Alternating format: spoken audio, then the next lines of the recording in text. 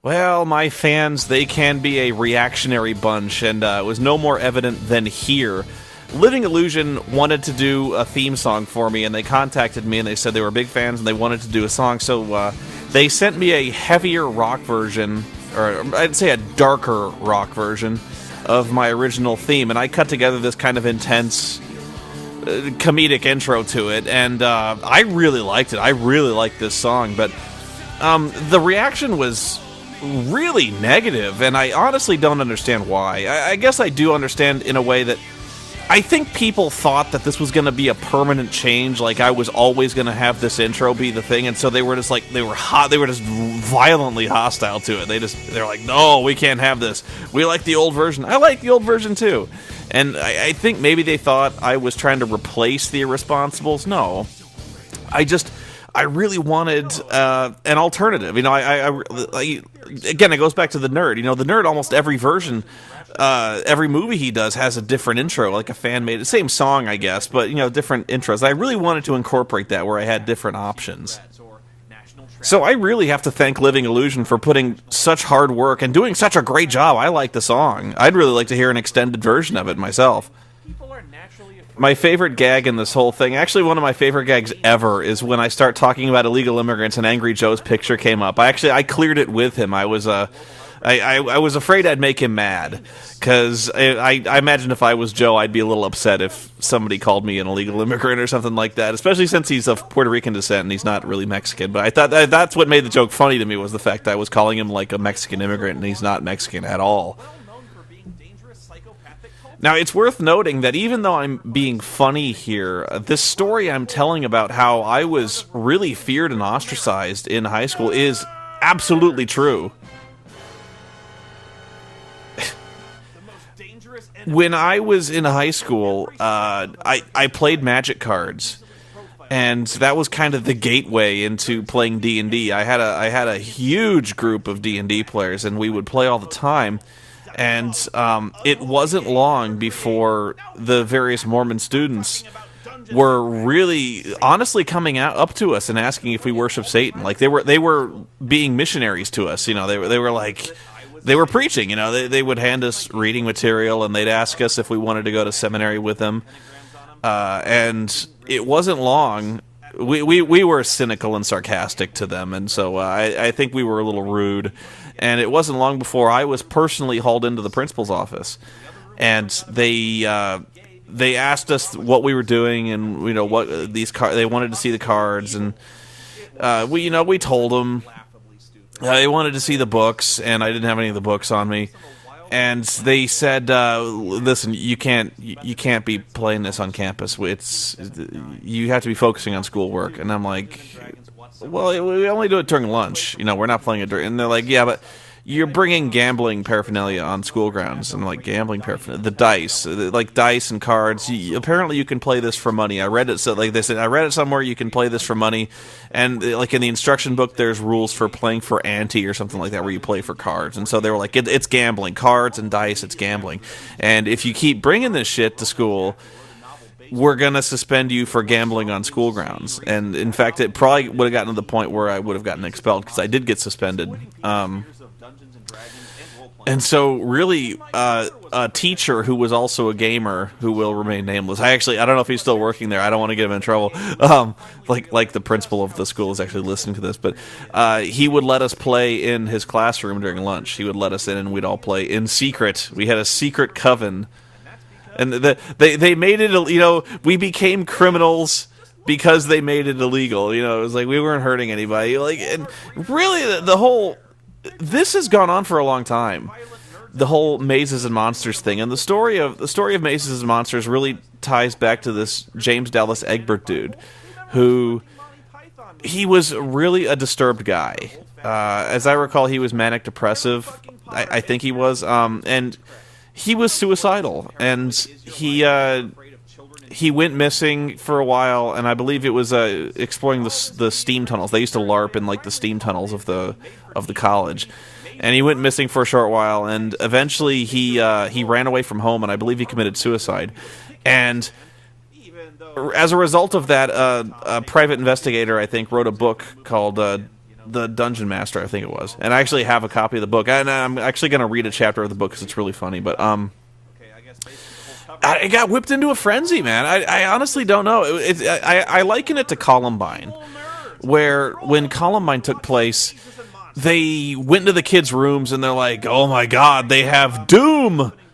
You know, Doom. Even back in the day, they had Doom, you know, and so I forget what year that took place, but even back in that day, Doom was like 10 years old, you know. It was like Doom was like anyone had Doom. There's so many other games that are more violent than Doom they could have pulled off the shelf, and all they could find was Doom, you know.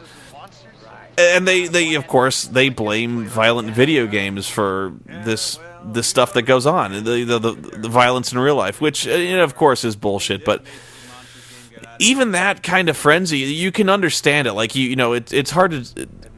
You point at a screen, you point at Doom when you're shotgunning some guy's head, or you know, especially today where you have like Grand Theft Auto where you can beat hookers to death and shit like that. You know, you go, well, yeah, that is pretty violent. At least they can point at something that's actually violent going on.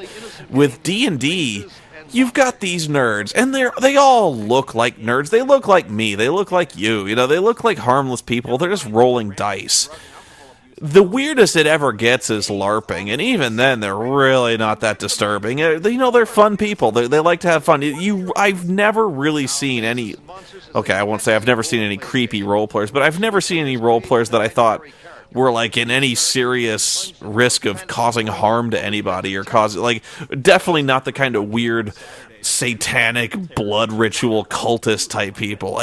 I never understood. I mean, even my mom, like I said, my mom thought I was getting into something kind of weird because she saw the book, she heard the stories, and the media perception was really negative. And so, but like as soon as I brought my friends over to play D&D, she was like, these guys can come over anytime they fucking want, because look at these people. Like, look at them. The first time I saw these guys, the guys you game with, the guys you play this cult game with, they're people, you know. That's all it's ever is. That's all violence ever comes down to. It's people. But yeah, on school I was not unpopular because I was a nerd. I was unpopular because I was a gamer, and it was kind of funny. It was almost like I got ostracized. I kind of got exiled to the social circles with the stoners and the goths, because the stoners and the goths on campus were basically in the same social strata as I was. So I was hanging out with kind of a weird crowd, and yeah, I didn't actually take any drugs, but like if I ever wanted to, all I had to do was like turn around and say like, "Hey man, you got any pot?" And I would have been provided with pot. It was like I had all these goth friends because, you know, I don't know, they look different, and so therefore the religious fundamentalists ostracized them, and so I was kind of hanging out with the vampires and druggies. So as a result, I think this is really one of the more introspective and thoughtful reviews I've ever done, considering I'm making a douche joke here, but it really is a personal story to me, where, like, you know, I relate to this. This is the kind of movie that almost ruined my high school life, you know. As a lot of people saw this movie. It's weird. People would seek this movie out, you know. And it was a made-for-TV movie, I believe. It was just kind of one of those movies of the week. But I think when Tom Hanks made it big, a lot of people kind of wanted to go out and see everything Tom Hanks ever made. But yeah, my mom saw this movie. I know she did. But my main problem with this movie is I don't know what it's trying to say. Honest to God, this is like the most boring movie ever, just because it's almost like there's no plot. That, like, nothing happens in the story. Like, even when the guy goes crazy, like, let's just forget the cause and effect of insanity. You know, like whether the game caused Robbie to go nuts or whether Robbie was nuts already, although it seems to make the case that Robbie was nuts already, whatever. Even when Robbie goes nuts, he doesn't really hurt anybody. Like, he stabs a guy who tried to mug him, which you could argue was easily self-defense. He goes to the top of the World Trade Center and tries to jump off. And even if he did, I don't think, you know, I honestly think enough people have tried to jump off the World Trade Center. They've put a lot of safeguards in there. You really have to get some distance to jump off the fucking World Trade Center. But how do you get up there anyway? I don't know. really, in the end, I think this movie is more about the damaging effects of obsession with the game, which in a way is really ahead of its time, because not many people got obsessed with Dungeons and Dragons. I mean, I like Dungeons and Dragons. We used to play it almost every day at school at lunch, but it wasn't like any of us were crazy over it. You know, if we had stuff to do on finals week, on weeks we had tests, we didn't play. You know, we studied. It wasn't like we were going nuts over this shit. I think actually the whole obsession thing applies more today than it used to. I mean, especially with so many more distractions going on. I think, you know, with must-see TV and the internet, you know, addiction to the internet, MMOs and stuff like that. There's so many other draws on a young person's time that I could definitely see schoolwork suffering as a result. But I never could believe that people's schoolwork could suffer as a result of Dungeons and Dragons. But, I mean, I really had to think long and hard to find some kind of moral or some kind of message as to what we should be afraid of. You know, like, what's the what are we supposed to be looking out for? What's the moral here? And eventually I just got the fact that Robbie had no control over his own life just because he got obsessed with a game. And when you allow yourself to get over-obsessed with a meaningless activity, your work can really suffer. So, yeah, I mean, if you get obsessed with anything, your schoolwork will really suffer. And so the message here, I guess, is to focus on the important things or try to have some kind of safeguard on your time. I don't know. Like, even then, like, there's a difference between getting so obsessed with something, be it a game or drugs or alcohol, that your schoolwork suffers and your career goes down the toilet, to becoming a raving suicidal lunatic who sees Gorevilles everywhere. That never really struck me as like a logical next step to role playing. I don't know. This movie really just boggled me. I think this is actually the first time I've ever adapted one of my written reviews. When I first started reviewing movies, I wasn't actually doing a video. I didn't even have a camera. I wrote almost like full-length blow-by-blow recaps of movies, almost like you'd see on other websites, like I'm thinking like the Agony Booth.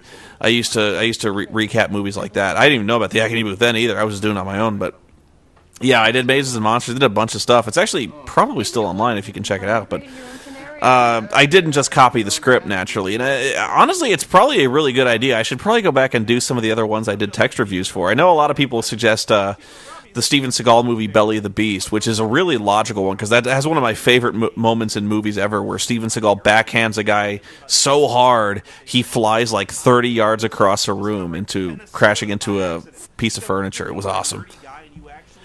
Yeah, I made a mistake here where I'm weighing the chance for sex with a gamer chick versus schoolwork. I probably throw the wrong hand up. One outweighs the other. I don't know. I fucked up. Whatever.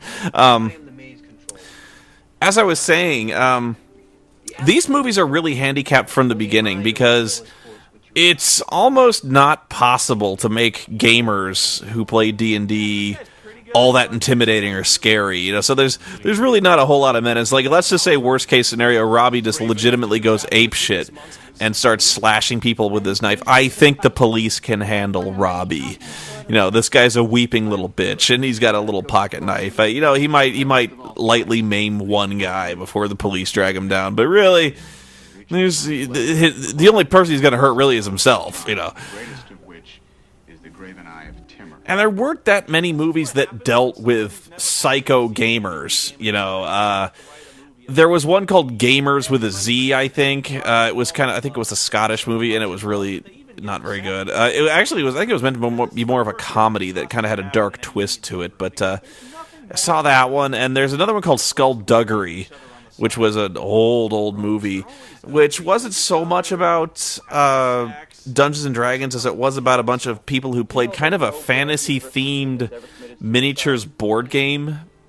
Kind of hard to explain. Not very good. Apparently, like, one guy goes super fucking crazy, becomes a serial killer. And if that sounds interesting, it's really not, because it's really not that well made. This moment in particular in the movie was one I kind of struggled getting into, because it's really important that you understand what's going on, and yet it's compressing a lot of time in the movie. As I'm saying, yeah, Robbie, he just decides in the middle of nowhere, really, that he wants to commit suicide. And it's never really explained why. Because the guy seems really happy. I think really what it is he's got the hots for Kate, the chick. Because what happens is Rob and Kate start having sex. And, like, JJ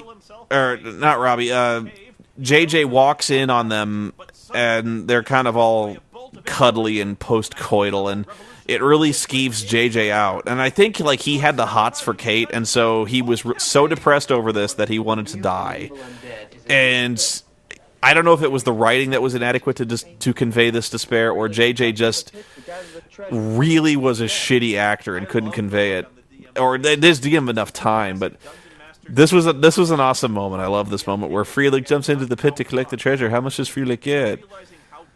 I've seen this look many times. Oh, yes. It's a trap. Yeah, the gem-encrusted spikes. This was another moment that it's kind of ambiguous as to whether or not JJ is... It seems to be implied that JJ intentionally suicides his character to ruin the campaign and then proposes his LARP in the mines. Like it was the only way he'd ever get this LARP off the ground, you know, like if he fucks up the game. But I don't know, because JJ doesn't seem like he's that smart a guy. And I don't know why he couldn't just propose the new game idea during the old game. Like, you know, it happens all the time. Even in my current game, we have we propose like having a backup game in case one of us can't show, or just in case the DM's getting a little burned out. I don't know why JJ couldn't just be like, hey guys, you know, next week why don't we take a break from this current game and go to the mines and do this thing. I don't know. One part I'd written into this review was kind of a psychological breakdown of Robbie to kind of explore why he'd gone crazy, and I'd written this really, really lengthy... I'm wearing shorts in my head. I wrote this really lengthy analysis of Robbie, and honestly, it would have added like 8 minutes to the review, because if I was going to talk about that, I would have to show you a fairly long scene at the beginning of the movie where you first meet Robbie, who's driving with his parents to college. His parents are driving him to college, and they're arguing, because they always argue.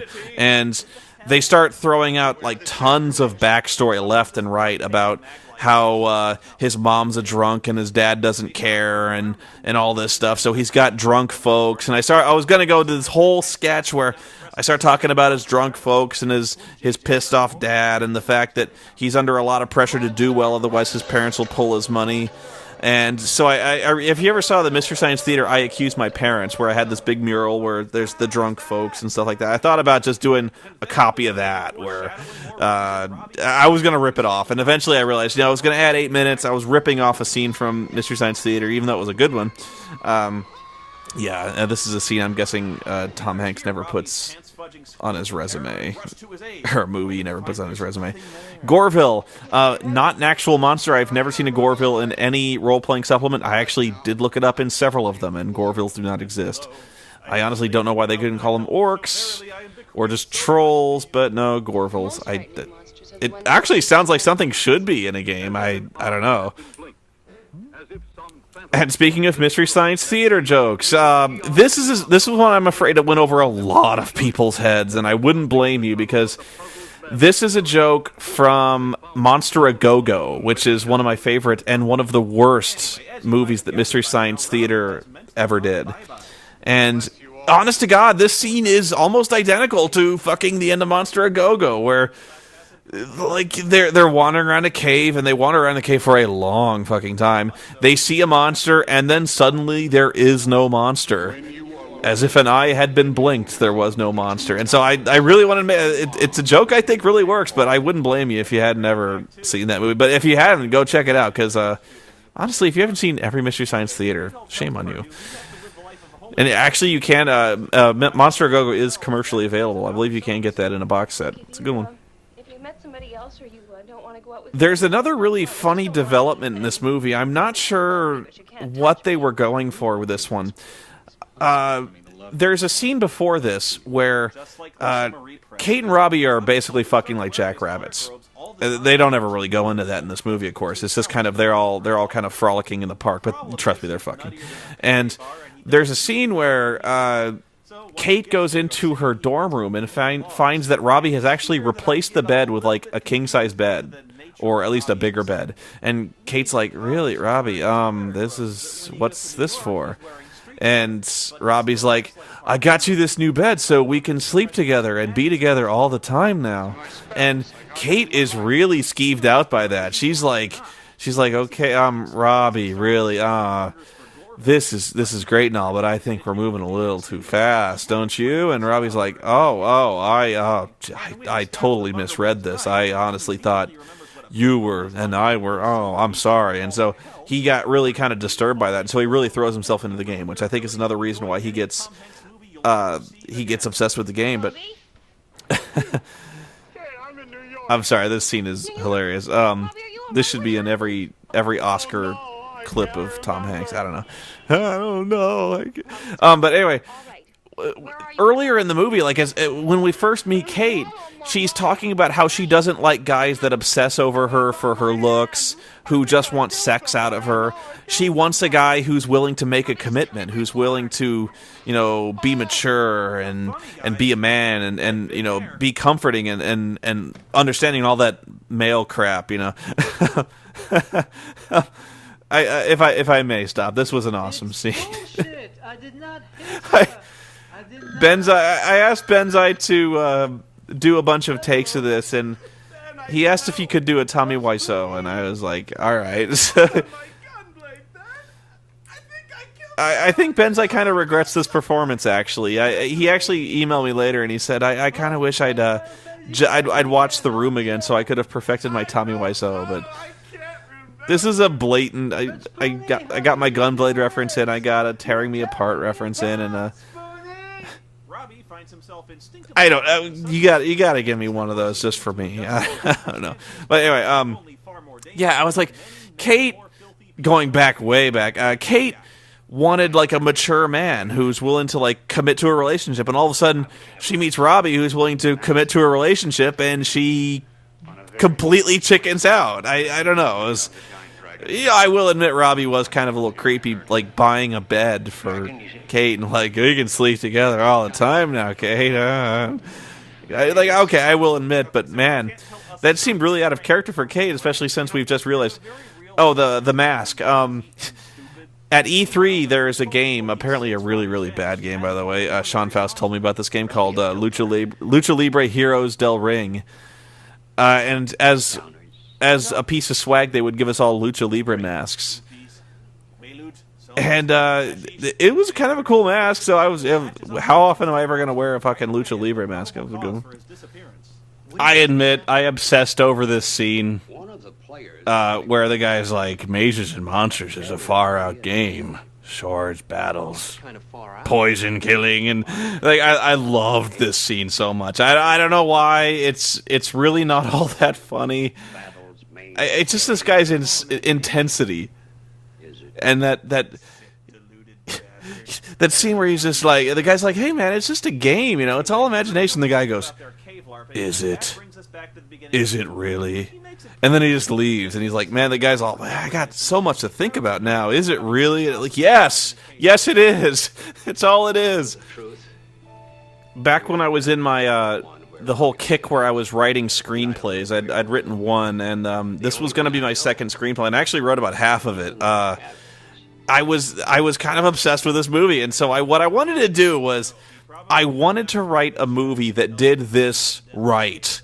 I wanted to make basically a paranoid fucking propaganda exploitation movie that made gamers fucking scary. That like took everything that was in the Jack Chick comics that were gamers were cultists and they engaged in blood sacrifice and brainwashing and wizardry. I wanted to make that movie. I wanted to do that. So I basically started writing a movie where it was super hyper violent. There was a ton of fucking like cult activity, brainwashing, kidnapping. Like this poor innocent girl gets kidnapped and systematically like, strapped to a chair and indoctrinated into the cult to the point where she becomes basically the cult whore. And so she engages in like these bizarre cult orgies and like blood rituals, like cutting herself, cutting runes into herself, killing people when their characters die. It was going to be this great movie. And so I stopped writing it eventually because I realized that when it was done, I wanted to direct it. You know, I wanted to direct it. And so, but I started realizing when I was writing all this crazy fucking stuff, like orgies and blood sacrifice and like murders and just like horrible things going on, like animal sacrifice and just it would have been like something out of fucking Caligula. You know, it would have been this horrible movie. And I realized I would never get the budget or actors willing to appear in this depraved shit. It would be like, you ever see that scene in Conan where like Thulsa Doom has that big orgy going on? It would be like that. Like, I wanted to direct a scene like that, and there's no way. You know, there's no way I could ever get that off the ground. Like, no way I could get the budget, the actors, the cinematography. It would overwhelm me. I would be sitting around, I'd be standing with a megaphone in this set. If I could even pull this thing together with a megaphone, I'm like, Jesus Christ, what the fuck am I doing here? You know, like, I don't have the balls to shoot this kind of thing. Now, if one of you guys got several $1 million you're willing to throw me, I'll see if I can do it. But honestly, I don't think, I called it Creatures and Caverns because I wanted to do something that was like Mazes and Monsters, and so, but yeah, that was my exploitation idea. So hey, if you want me to get funding, I'll have this movie made. But I decided to stop writing it because I just figured there was no chance it would ever get made. I guess that's kind of a self-defeating attitude, but this was a really insane movie I was writing, you know. Yeah, really sick. X-rated. If you want to get the cinema stuff, we should get him and me together, to get together and write this exploitation film, and then when we finally make our fortunes, we'll make the really depraved sequel to Mazes and Monsters that's Caligula-like. I think this is a really good review. I mean, maybe there's a few changes I would have made here and there, but that's the case with anything, you know. I think this was really in my wheelhouse. Not only was this a really funny and bad movie, it had a personal connection to me, and it also goes into games. So it goes into role-playing games, which is actually something you almost never really get to talk about all that much, at least not in a funny way, because it's, by and large, it's not really a visual medium, I guess. You know, it's all imagination, you know, but this was a good one. A lot of people ask how to get started in Dungeons and Dragons, and, you know, thankfully now it's easier than it's ever been. Learning the rules isn't all that hard. It's really finding a group which is tricky, and there, I'm not sure I can help you all that much. Really, if you want to do it, pull together some friends who seem interested in it and start it yourself. You know, all you got to do is pick up the core books nowadays, and they basically run you through the entire thing. You know, you can go to a game store, and there are game stores that exist, and they'll walk you through it. There's usually flyers. I wouldn't suggest picking up flyers, because those groups tend to be, playing with strangers is almost never as fun as playing with your friends, which is why I say, you know, if you have friends who are interested in it, game with them. You know, I mean, you can make friends easily, you know, going to a game store and asking if you can join a game. That's no problem. But I find it's easier to get over the initial awkwardness, you know, just kind of, instead of just joining a table, just playing with some friends. And so that's what I'd suggest. I guess that's not very helpful in hindsight, you know, just start a game. But you know, it's honestly, today with the internet, easier than it's ever been. You go to a message board, you can pull people together who are local, you know, just start playing board games with some friends, and, you know, you can kind of say, like, hey, would you like to play a role-playing game? Would you like Dungeons & Dragons? Usually you want to have one experienced guy to kind of be the DM or kind of center yourself, but it works out okay. It's really not that hard. Gather the treasure. How much does Freelet get?